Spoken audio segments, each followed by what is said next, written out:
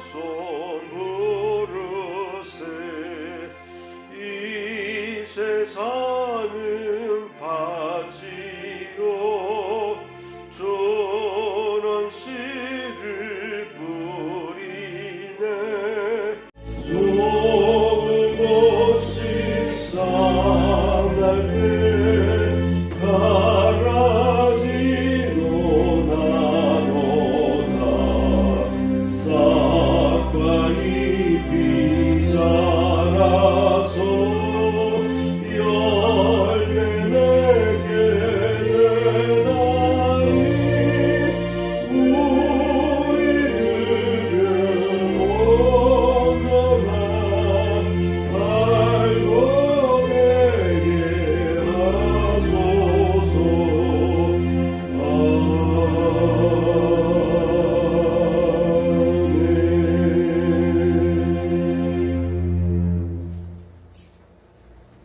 성경 본문을 보겠습니다.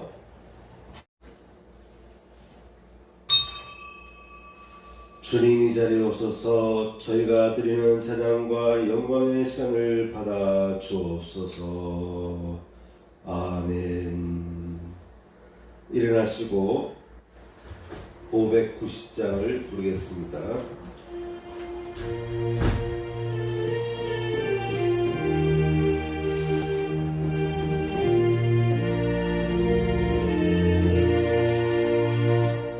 몸 밖에 오고 배가 거두게 하신 주 목소리가 나들와 할렐루야 찬양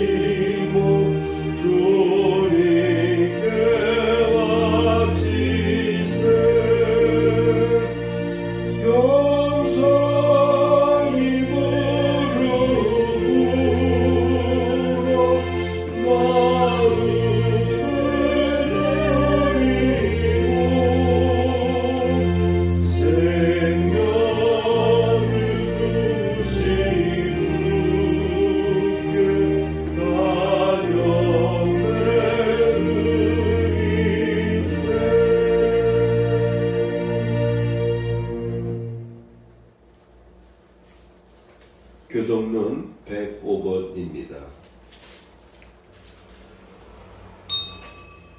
여호와께 감사하라. 그는 선하시며 그 인자심이 영원함이로다. 여호와께 감사하고 그의 이름을 불러 아뢰며 그가 하는 일을 만민 중에 알게 할지어다. 그들이 광야 사막길에서 방황하며 거주할 성읍을 찾지 못하고 줄이고 목이 말라 그들의 영혼이 그들 안에서 피곤하였도다. 이에 그들이 근심 중에 여호와께 부르짖음에 그들의 고통에서 건지시고 또 바른 길로 인도하사 거주할 성읍에 이르게 하셨도다. 여호와의 인자심과 인생에게 행하신 기적으로 말미암아 그를 찬송할지로다. 그가 사망하는 영혼에게 만족을 주시며 줄인 영혼에게 좋은 곳으로 채워주심이로다. 아멘. 자리에 앉으시겠습니다.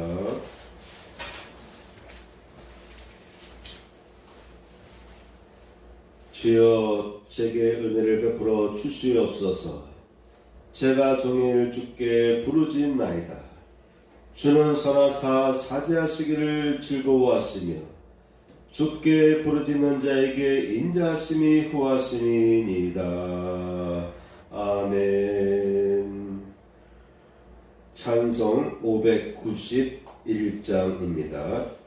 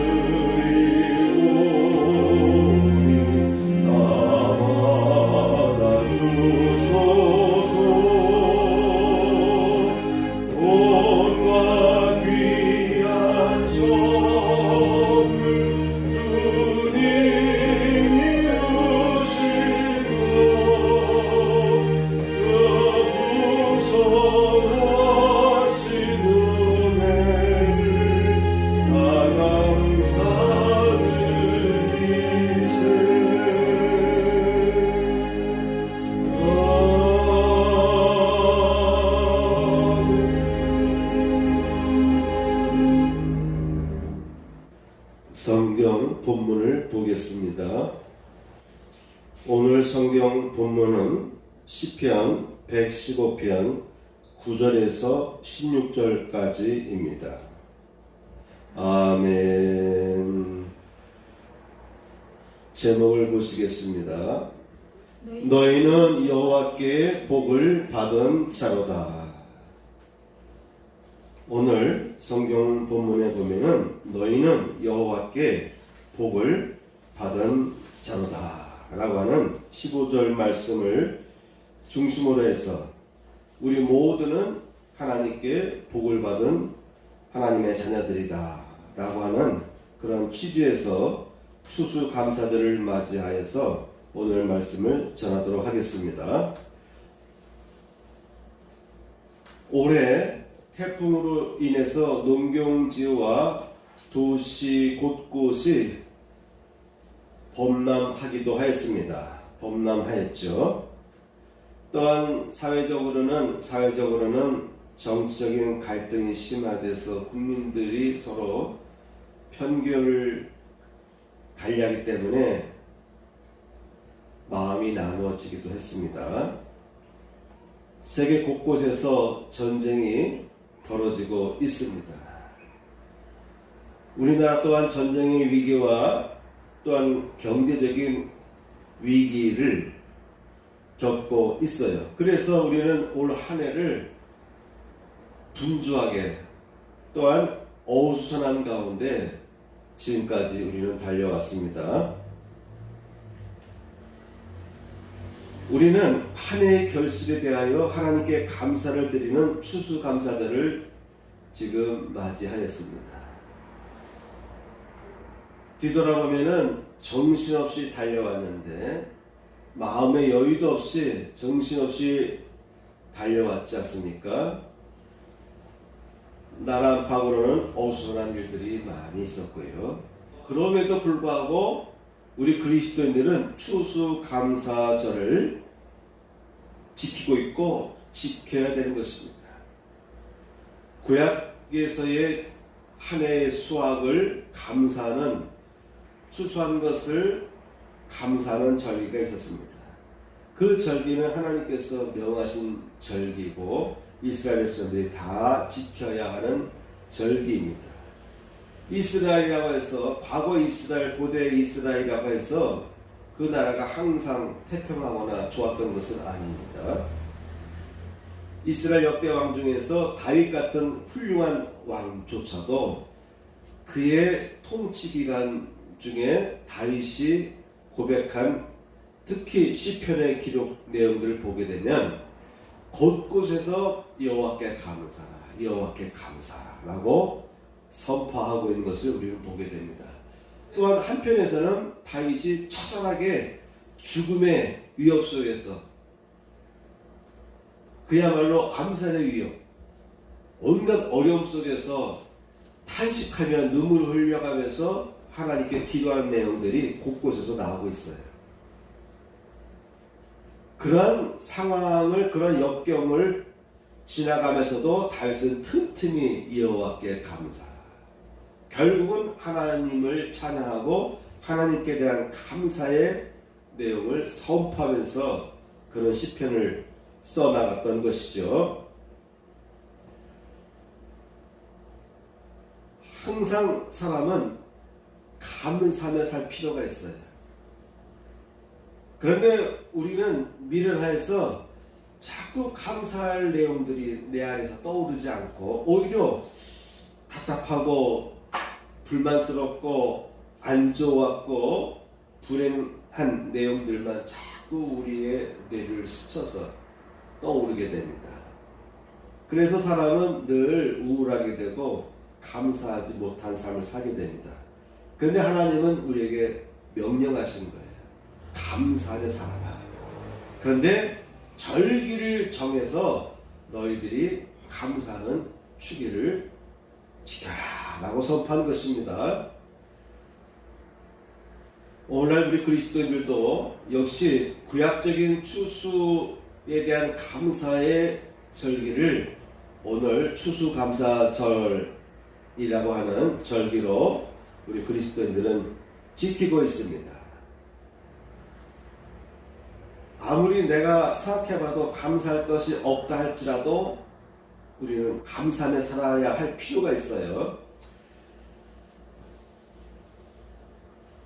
자꾸 감사하는 마음을 품게 되면 자꾸 감사할 내용들을 생각해내게 되면요, 내 심령이 바뀌게 됩니다. 내 영혼이 바뀌게 돼요.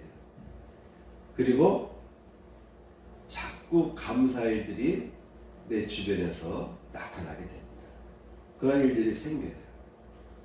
그래서 여러분, 올 한 해가 어수선한 삶을, 올 한 해가 우리에게는 어수선하게 느껴질지 모르지만 그럼에도 불구하고 늘 감사하며 살려 노력하시 바라고, 특별히 오늘은 더욱더욱 감사할 일들이 여러분 예배 시간에 마음속에서 떠오르기를 바랍니다.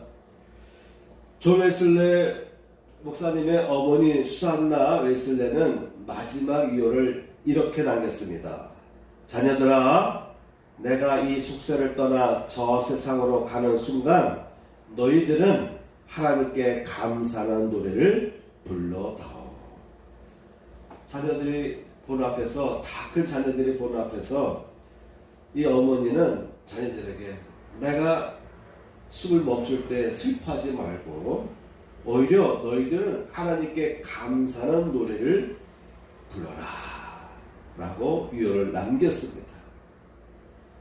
그만큼 이 수산나 이 어머니는 늘 하나님과 동행하는 삶을 살았고, 그가 달려갈 길을 다 마쳤을 때에, 그때 주님 품에 나아갈 때에 오히려 이것은 슬픈 것이 아니고 주님 품에 다가가기 때문에, 주님의 품에 안기기 때문에, 천국에 입성하기 때문에 너희들은 슬퍼할 필요가 없다. 오히려 하나님께 감사하는 노래를 불러라 라고 유언을 남겼습니다. 이와 같이 임종의 순간조차도 마음의 평안을 느끼고, 오히려 임종 그 자체조차도, 임종조차도 감사할 것으로, 감사할 내용으로 이 어머니는 이해하고 있었습니다. 받아들이고 있었습니다. 존 웨슬레 목사님도 임종이 가까웠을 때 88세에 대해서 이제 자신의 숨이 멈추려고 할 때에, 그때 웨슬레 목사님이 남긴 한마디가 있습니다.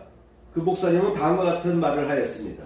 내게 가장 좋았던 것은 하나님이 나와 함께 계심이라. 내게 가장 좋았던 것은 하나님이 나와 함께 계셨던 것이다 라고 웨슬레 목사님은 주변 사람들 앞에서 그 같은 아주 귀한 말을 남기고 주님 품으로 들어갔습니다. 내게 가장 좋았던 것은 하나님이 나와 함께 계심이라. 지난주에 우리 이모 권사님과 카톡을 대화할 때 보니까, 이번 주에는 하나님 만나러 가요라고 하는데, 어쩜 이렇게 그냥 멋있고 또 그런 문구를 쓰세요? 그냥 네 할 수도 있고 알겠습니다 할 수도 있고 아멘 할 수도 있는데, 한두 달 가까이 예배를 한 달 이상 같이 예배 못 드렸잖아요. 그렇죠? 바쁘셔가지고. 그런데도 문구는 그렇게 써가지고 보내주시는데, 읽는 사람도 감동을 받아요. 하나님도 얼마나 또한 그 문구를 보고서 기뻐하시겠습니까? 참 똑같이 신앙생활 하더라도 똑같은 상황 속에서도 느낌과 생각 또한 표현이 다를 수가 있어요. 그걸 다르게 표현하는 나조차도 영이 새로워지고, 듣는 사람들도 또한 은혜를 경험할 수가 있습니다. 존 웨슬레 목사님은 내게 가장 좋았던 것은 하나님이 나와 함께 계십니다. 여러분과 주님이 함께 하신대요. 이것이 내게 있어서 가장 좋았던 것이라고 합니다. 이 포인트를 우리는 순간순간 잃어버리면 안 돼요. 내가 돈을 많이 벌어야지, 내가 이번 사업에 성공을 해야지, 내가 이번 일로 인해서 내가 명예를 회복해야지 라고 하는 여러 가지 우리의 삶 속에서 기대하는 바가 있지만은, 그것도 좋지만 전 나의 생활을 되돌아볼 때에 주님이 나와 함께 하신 것이 가장 좋았다라고 하는 이와 같은 생각과 판단을 여러분 늘 갖고 살아가시길 축원합니다. 그런 마음을 가지고 살아가게 되면요, 자꾸 감사하게 돼요. 지금 살아있는 것조차도 감사하게 됩니다. 오늘 지금 내가 여기에 앉아있는 이조차도 감사의 조건이 될 수가 있는 것입니다. 존 웨슬레 목사님이 나이가 85세가 되었을 때입니다. 1788년 6월 28일 토요일에 그가 일기를 쓰면서 그는 매일 짤막짤막한 일기를 썼어요. 이 부분에서는 좀 더 긴 내용을 그가 기록했는데, 오늘로 85세가 되었다. 이렇게 나이 많아졌어도 그 연륜이 나를 상쾌하는 일은 적었다. 물론 전과 같이 쾌활치는 못한 것이 사실이다. 전과 같이 빨리 달리지도 걷지도 못한다. 시력도 좀 약해져서 왼쪽 눈은 독소의 지장이 많다.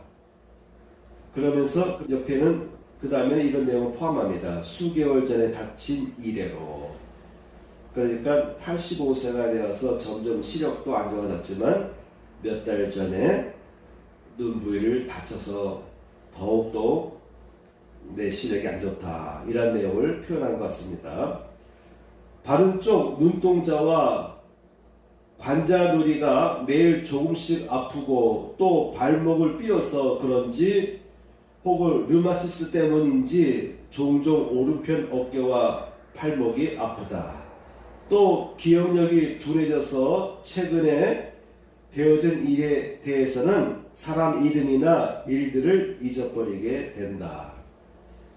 그러나 20년, 40년, 60년 전에 들었거나 읽은 일들은 결코 잊지 않는다.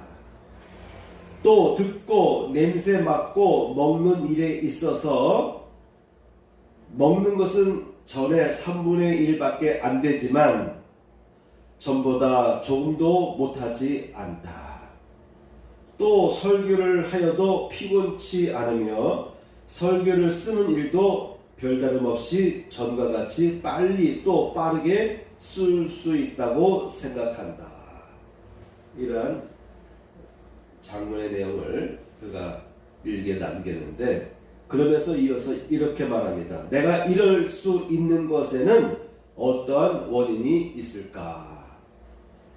먼저 첫 번째는 하나님의 힘으로 나를 하나님의 뜻대로 인도하사 나를 불러 맡겨주신 일에 적합하도록 해주시는데 원인이 있으면 의심할 여지가 없으며, 다음으로는 사람들의 열렬한 기도에 힘을 입은 바 크다.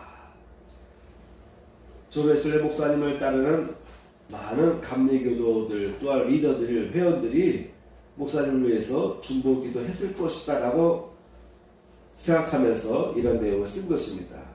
그 다음 들 수 있는 원인들은 하면서 웨슬리 목사님이 6가지의 내용을 기록했어요. 본인이 이렇게 85세가 되었음에도 불구하고 여전히 내가 이와 같이 활동할 수 있고 건강한 것은 추가적으로 6가지 원인이 있을 것이다. 첫째, 공기를 바꾸는 일과 늘 운동하는 일이라고 했습니다. 공기를 바꾼다는 말은 뭐냐면 웨슬레의 생애는 늘 순회 전도했거든요. 순회 설교. 그래서 한 곳에 계속 오래 머무는 것이 아니라 한 번 설교하고 다른 곳으로 옮긴다든지 또는 뭐 1박 2일 한다든지 그런 식으로. 그래서 존 웨슬리 목사님은 설교자들에게도, 순회하는 설교자들에게도 2주 이상, 2, 3주 이상 머물지 말아라. 한 곳에 2, 3주 이상 머물지 말아라 라고 당부할 정도로, 감리교는 초창기 때부터 말을 타고 다니면서, 마차를 타고 다니면서 계속 이 마을 저 마을로 계속 여행하면서 설교하였습니다. 그러다 보니까 지역을 자꾸 옮겨 다니니까 공기를 바꾸는 일이라고 표현한 것 같아요. 이 지역에서의 공기가 다르고 저 지역에서의 공기가 다르잖아요.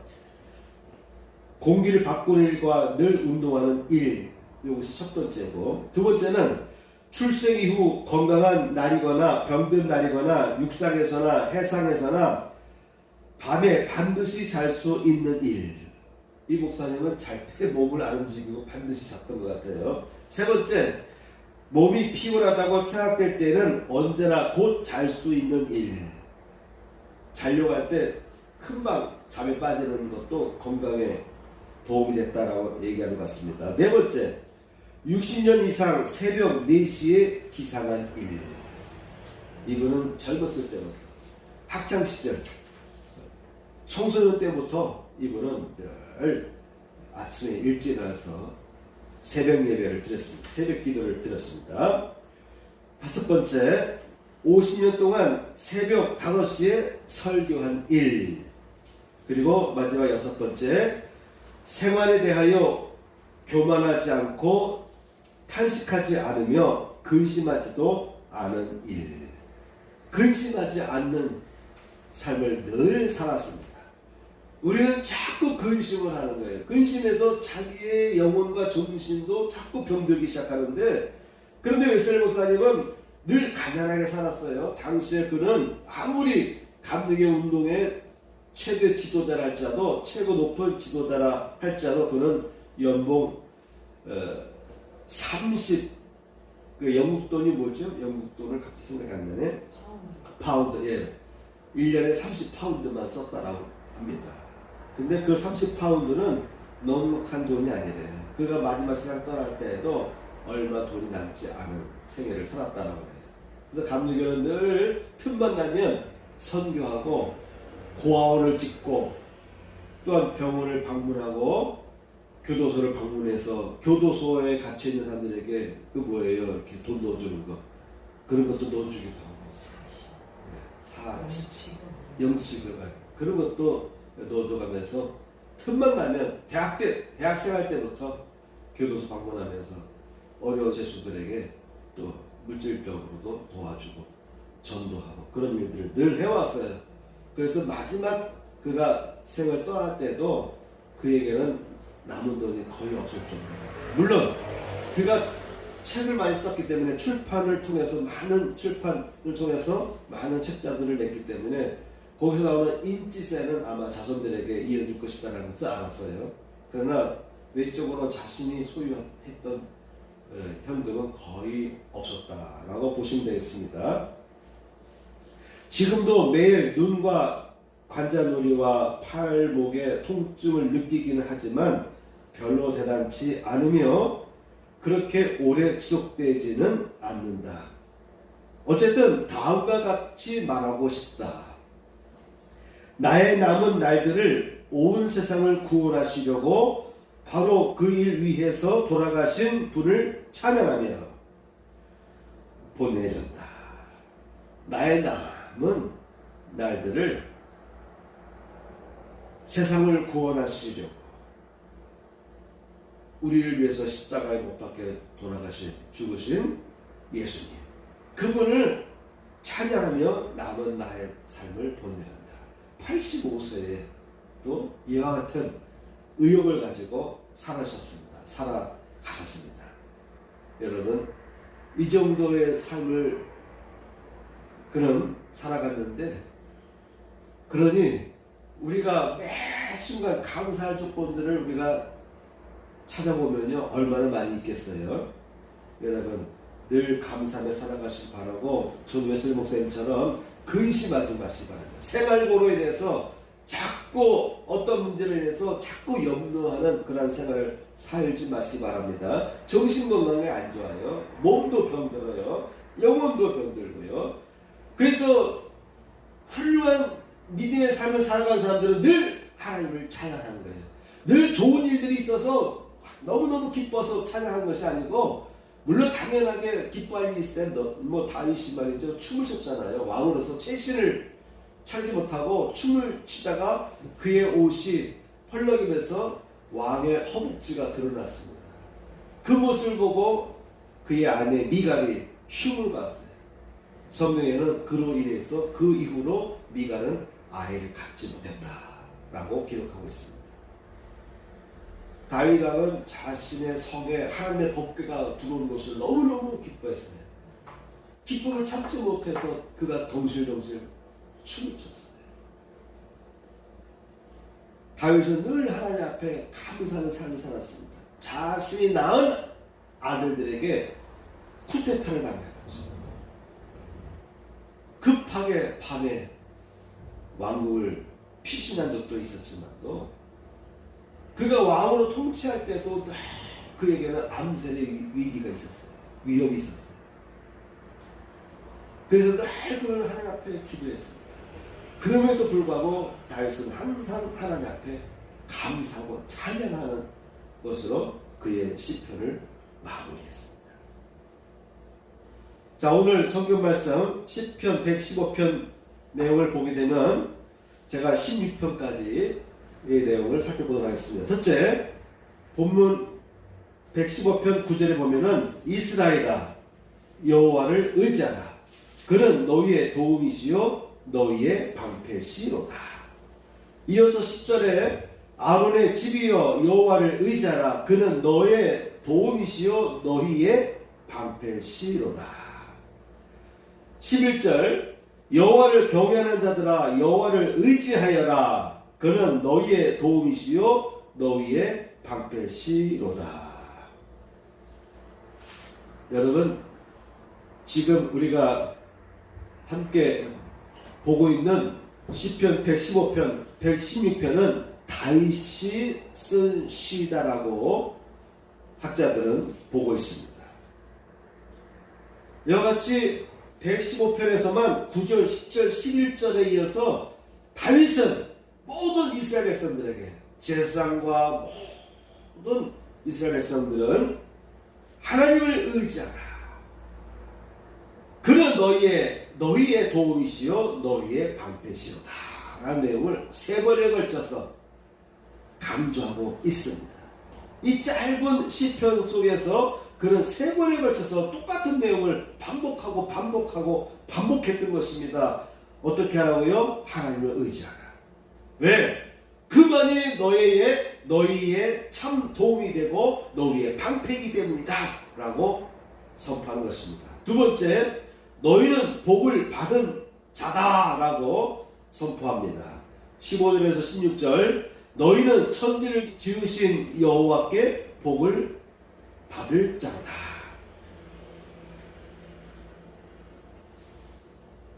복을 받았고 또한 앞으로도 계속해서 복을 받을 자라고 하는 것입니다. 어떤 분을 통해서? 땅과 하늘을 지으신 하나님께로부터 너희는 계속해서 복을 받는 자로다. 복을 받는 자로다. 받았고 또한 계속 받을 자라고 다윗은 밝혀주고 있습니다. 첫 번째 12절입니다. 115편 12절 우리를 생각하사 복을 주시되 이스라엘 집에도 복을 주시고 아론의 집에도 복을 주시며 우리를 생각하사 하나님을 생각하십니다. 여러분을 생각하고 계세요. 내 자신이 자꾸 고민에 빠지고 답답해하지만 내 안에 들어와 계신 성령께서도 나를 계속 주시하시고 어떻게 하면 나에게 좋은 일을 주실까? 하나님의 마음을 가지고 내 안에 있는 성령께서도 계속 고민하시는 거예요. 생각하시는 것입니다. 생각해 보시는 것입니다. 나를 생각하사 우리를 생각하사 복을 주시되 또 믿는 자에게 복을 주신다라고 다윗은 선포했습니다. 두 번째 13절 높은 사람이나 낮은 사람을 막론하고 여호와를 경외하는 자들에게 복을 주시기로다. 예배를 잘 드릴 필요가 있습니다. 예배는 뭡니까? 하나님을 경외하는 하나의 방편 아니겠습니까? 행위가 아니겠습니까? 하나님을 경외해야 됩니다. 예배뿐만 아니라 매 순간순간 하나님을 의지하고 살아가는 것, 그것이 바로 하나님을 경외하는 것이죠. 사람의 신분을 떠나서 여호와를 경외하는 자에게 복을 주신다 라고 다윗은 선포했습니다. 세 번째 큰 항목 받은 은혜의 복에 대해서 생각해 보겠습니다. 116편 내용을 보게 되면은 1절 내 음성과 내 간구를 들으셨다. 가만히 생각해 보니까는 하나님은 늘 내 음성과 내 간구를 들어주셨다라는 것을 다윗은 깨달았어요. 중요한 것입니다. 자꾸 우리는 앞으로 될 일들을 자꾸 기대하면서 왜 안 되지 왜 안 되지 라고 실망하게 되는데 다윗은 먼저 뒤돌아보니까 내 음성과 내 간구를 이미 들어주셨다는 것을 알았습니다. 그의 귀를 내게 기울이셨도다. 내가 외칠 때, 내가 신음할 때, 병들어 신음할 때에, 내가 절망 속에 죽음의 위협 속에서 내가 신음하고 간구할 때에 그분께서 하나님은 그의 귀를 내게 기울이셨다. 두 번째입니다. 어려울 때에 나를 구원하셨다. 여호와께서는 순진한 자를 지키시나니 내가 어려울 때에 나를 구원하셨도다. 하나님은요, 어려운 순간에 건져주시는 분이세요. 구원해주시는 분이십니다. 여기서 순진한 자라는 말이 있는데, 순진한 자라는 말의 뜻은 뭐냐면 단순한 마음을 가진 자. 단순한 마음을 가진 자. 전적으로 하나님을 신뢰하는 사람을 뜻한다라고 성경에 보면은 설명되어 있습니다. 순진한 사람 되시기 바랍니다. 하나님 앞에 순진한 사람 되시기 바랍니다. 어려울 때 구원해 주십니다. 세 번째, 내 영혼을 건지셨도다. 주께서 내 영혼을 사망에서, 내 눈을 눈물에서, 내 발을 넘어지면서 건지셨나이다. 우리는 순간순간 길 똑바로 걸어가야 돼요. 그렇죠? 믿었던 사람에게 배신을 당하고 내 나름대로 열심히 노력했다라고 하는데도 우리는 여차하면은요 걸려 넘어져요. 요즘에는 등기부 등본도 못 믿는다라고 합니다. 등기부 등본상에 깨끗해도 문제가 발생한대요. 건물을 사고 팔았을 때, 샀을 때 여러 가지 발생하는 이유가 있다라고 합니다. 그래서 여러분요, 내가 지금 똑바로 걸어가고 있다라고 할지라도 항상 조심하셔야 돼요. 발에 걸려 넘어지는 일들이 언제 내게 발생할지 모릅니다. 근데 하나님은 사망에서, 내 눈물에서, 내가 눈물 흘릴 때에 내가 발이 걸려서 넘어졌을 때 그 상황에서도 건져 주셨다라고 다윗은 고백하고 있는 것입니다. 내가 내 길을 안연히 행하겠고 내 발이 거치지 아니하겠으며. 잠언서 3장 23절의 말씀입니다. 이와 같이 하나님을 의지하고 나아가는 자에게는요, 내 길을 안연히 행하겠고 내 발이 거치지 아니할 것이다 라고 약속해주고 있는 것입니다. 네 번째, 번창하게 하신다. 115편 14절 보니까 여호와께서 너희를 곧 너희와 너희의 자손을 더욱 번창하게 하시기를 원하노라. 이 지구가 이제 한계에 찼는데, 그렇죠? 70억, 80억 인구가 살다 보니까 이제 좁아서 새로운 지구를 탐사하고 있는데, 하나님은 어쩌시려고 이스라엘 백성들에게 너희의 자손이 번창하기를 원한다 라고 이와 같은 말씀을 하셨는지 모르겠어요. 자원이 고갈되는데도 하나님은 그의 백성들을 먹이시고 입혀주시고, 너희는 지배하고 충만하라, 다스리며 충만하라고 했어요. 지구상에 있는 자원들도 어떻게 보면 바닥나는 것 같은데, 또한 새로운 길이 열려서 새로운 자원들이 또한 발굴돼서 계속해서 우리는 지금까지 이 지구상에 인류가 인구가 가득해진 가운데 살아가면서도 여전히 우리는 풍요로운 삶을 살아가고 있습니다. 하나님은요, 여러분의 자손이 번창하기를 원하신다고 하는 것입니다. 자, 마지막 네 번째입니다. 이와 같이 하나님의 은혜를 우리가 받으며 살아가는 거예요. 지나간 길을 돌이켜보니까 하나님의 도우심의 손길이 계속 보이는 거예요. 이게 보이는 사람이 있고요, 안 보이는 사람이 있어요. 116편 12절, 내게 주신 모든 은혜를 내가 여호와께 무엇으로 보답할까? 내게 주신 모든 은혜를 내가 여호와께 무엇으로 보답할까? 이와 같이 똑같은 상황에서도요, 내게 은혜를 주신 것을 아는 사람이 있고요, 모르는 사람이 있어요. 또 알지만 그 받은 은혜를 어떻게 하면 내가 하나님 앞에 보답할까? 여러분, 어떤 도움을 받았으면요, 꼭 보답하려고 하는 노력을 하시기 바랍니다. 예? 사람의 이 관계 속에서 이건 대단히 중요한 거예요. 하나님과의 관계도 마찬가지입니다. 순간순간 우리를 도우시잖아요. 어떻게 하면 보답할까? 부모님이 자녀들에게 모든 것을 희생할 때 자녀들 또한 어떻게 하면 부모님에게 보답할까? 나와 관계하는 많은 사회적인 모든 사람들, 나와 교류하는 많은 사람들에게 내가 어떻게 하면 보답할까? 지금까지 나와 함께 하신 하나님 앞에 내가 어떻게 보답할까?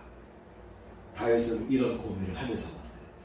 쓸데없는 고민에 빠지지 않고 다윗은 오히려 이런 쪽으로 그는 고민하고 생각하며 살았다라고 하는 것입니다. 첫째, 116편 9절, 내가 생명이 있는 땅에서 여호와 앞에 행하리로다.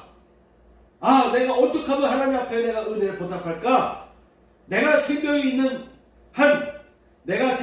땅에서 여호와 앞에 행하겠다. 하나님 앞에서 행하겠다. 하나님 앞에서 단독자로서 살아간다라는 그 어떤 철학적인 문구도 있는데요. 하나님 앞에서 행하리라. 이미 다윗은 오래전부터 하나님 앞에서 행하겠다라고 하는 말을 선포했습니다. 내가 크게 고통을 당하였다고 할 때에도 나는 믿었도다. 주변 사람들이 나에게 너 참 큰 어려움을 당하고 있구나. 아유 불쌍해 라고 말함에도 불구하고, 말하고 있음에도 불구하고 다윗의 마음속에는 아니야, 지금은 내가 이와 같이 어려움을 당하고 있지만 나는 하나님께서 이 어려움 속에서 건져주실 것을 나는 믿어. 이런 뜻입니다. 주변 사람들이 그렇게 얘기할 때도 나는 하나님을 믿었다. 하나님이 나를 도와주실 것을, 구원해 주실 것을 믿었다라고 고백하는 것입니다. 두 번째, 13절입니다. 116편 13절, 구원의 잔을 들고 하나님의 이름을 부르며, 하나님의 이름을 부르겠다는 거예요. 하나님의 이름을 부르겠다는 것입니다. 연예계 스타든 스포츠계 스타든 간에 많은 사람들이 팬이 형성돼가지고 그의 이름을 외치잖아요. 그때 그 자신의 이름을 연호하는 사람들의 모습을 보면서 그 소리 들어가면서 얼마나 기쁘겠어요. 주변 사람들이 여러분의 이름을 자꾸 불러줄 때 얼마나 흐뭇하겠습니까? 나는 구원의 잔을 들고, 내가 지금 성공한 것은, 내가 지금 이와 같이 내가 안정된 자리에 있는 것은, 내가 이와 같은 어려움 속에서, 역경 속에서 건짐을 받은 것은 하나님이다라고 선포하는 거예요. 그래서 구원의 잔을 들고 하나님의 이름을 부르며라고 기록하고 있습니다. 세 번째, 18절입니다. 14절 18절에서 모든 백성 앞에서 소원을 갚으리로다. 소원을 갚으리로다. 어려울 때 우리가 기도합니다. 하나님 이 문제를 해결해 주신다라면 나는 이렇게 보답하겠습니까? 앞으로 내가 신앙생활을 열심히 하겠습니다. 하나님 영광을 돌리며 삶을 살겠습니다라고 여러 가지 등등의 소원을 우리는 하면서 하나님 앞에 기도할 때가 있어요. 그런데 그 소원을 잊어버리는 경우가 많은 거죠. 다윗은 모든 백성 앞에서, 모든 사람 앞에서 나는 소원을 갖겠다.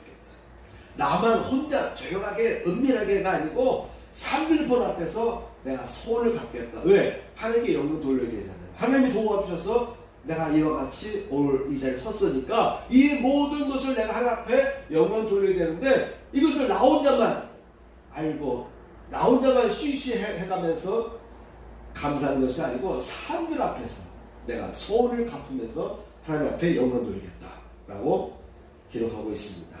내가 여호와께 소원한 것을 그의 모든 백성이 보는 앞에서 내가 지키리로다. 사람들 앞에서 여러분 드러낼 필요가 있습니다. 마지막 네 번째입니다. 감사제를 드리고 여호와의 이름을 부르리이다. 감사제를 드리고 감사제사를, 감사의 제사를 드리면서 하나님의 이름을 부르겠습니다. 내가 어떻게 하면 받은 은혜에 보답할까? 감사제를 드리며 하나님의 이름을 부르겠습니다. 이 부른다는 말은 뭐냐면 나 혼자만 부르는 것이 아니죠. 다른 사람들도 들을 수 있게끔, 다른 사람들도 내 이 소리를 듣고 그들도 하나님을 생각할 수 있게 하겠다는 것입니다. 내가 주께 감사제를 드리고 여호와 이름을 부르리이다. 여러분, 이와 같이 다윗은 하나님 앞에 늘 받은 은혜에 대해서 감사를 하려고 했어요. 어떻게 하면 내가 하나님 앞에 보답할까? 추수감사절을 맞이해서 우리가 지난 한 해를 되돌아보시고, 여러분들 지난 한 해를 되돌아보시고 어떻게 하면 하나님 앞에 감사할까라는 좀 생각을 하면서 살아가시기를 축복합니다.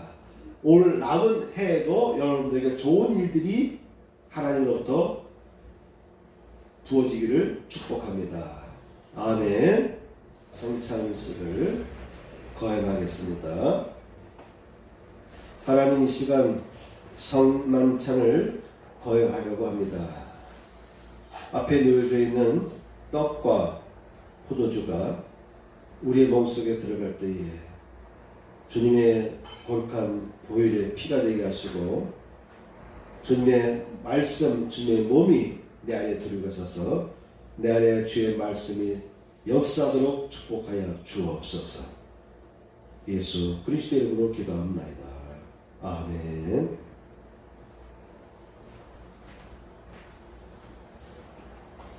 주님은 나의 죄를 속하기 위하여 십자가에서 대신 죽으셨습니다. 주여 내 죄가 사하여졌습니다. 주님은 채찍에 맞으셨습니다. 제가 치료를 받았습니다. 아멘.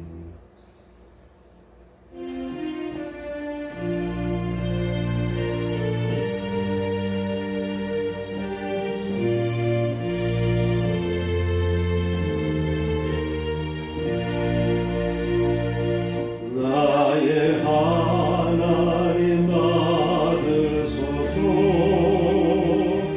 주께 드리는 이 예물을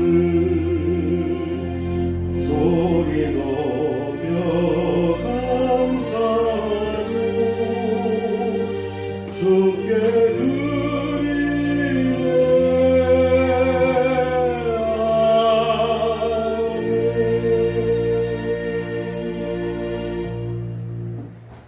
가슴에 손을 얹고 구원 기도를 올리도록 하겠습니다.